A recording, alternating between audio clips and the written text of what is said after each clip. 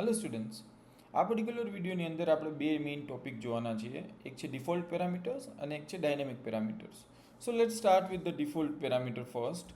Default parameter કોને કહેવાય? For example, તમે કોઈ એક ફંક્શન બનાવો છો અને ફંક્શનની અંદર બે આર્ગ્યુમેન્ટ્સ છે, બે પેરામીટર્સ છે, એક એ અને એક બી, અને તમે એને સિમ્પલી અત્યારે યુઝ કરો છો. હું અત્યારે એકદમ સિમ્પલમાં લખી નાખું છું એ અને બી એ રીતના.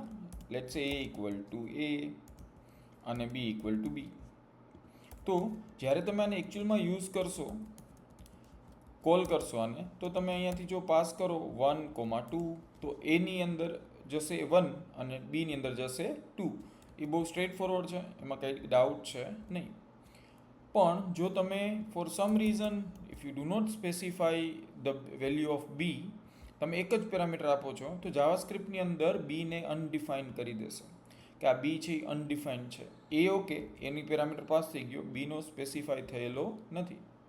આવા કેસીસમાં જો તમારે અમુક ડિફોલ્ટ વેલ્યુ દેવી છે પેરામીટર, ફોર એક્ઝામ્પલ બી જો ના આપું તો મારે એની કંઈક વેલ્યુ સેટ કરી દેવી છે ડિફોલ્ટ, લેટ્સ સે 5. તો હું અહીંયા સિમ્પલી જ્યાં પેરામીટર આપણે એને ડિફાઇન કરીએ છીએ ત્યાં જ બી ઇક્વલ ટુ 5 આપી દઉં છું. રેડી? અને હવે જ્યારે હું આને રન કરીશ તો તમે જોઈ શકશો, even though I have not specified the value of B, તો એ બીની ડિફોલ્ટ વેલ્યુ સેટ કરી દેશે 5. હા, પણ જો હું અહીંયા કોઈ બીજી વેલ્યુ ડિફાઇન કરું છું, તો એ 5 નહીં એપ્લાય થાય, જે મેં આપેલી છે એ વસ્તુ એને એપ્લાય થઈ જશે. સો આ રીતના હું ડિફોલ્ટ પેરામીટર યુઝ કરી શકું. રેડી? આ સિક્વન્શિયલ છે. ડિફોલ્ટ પેરામીટર લાસ્ટમાં રાખવા જોવે આઈડિયલી, એને સ્ટાર્ટિંગમાં ન રાખી શકાય. રેડી? સો આ થઈ ગયું ડિફોલ્ટ પેરામીટર. આવો જ એક બીજો કન્સેપ્ટ છે ડાયનેમિક પેરામીટર્સ. ફોર એક્ઝામ્પલ, આ પર્ટિક્યુલર ફંક્શનની અંદર મારે કેટલા પેરામીટર છે એ ડિફાઇન નથી કરવા, ડાયનેમિક રાખવું છે. ફોર એક્ઝામ્પલ, હું શું કહેવા માગું છું ફરીથી સમજો. હું અહીંયા એક પેરામીટર પાસ કરું તો બી ચાલવું જોઈએ.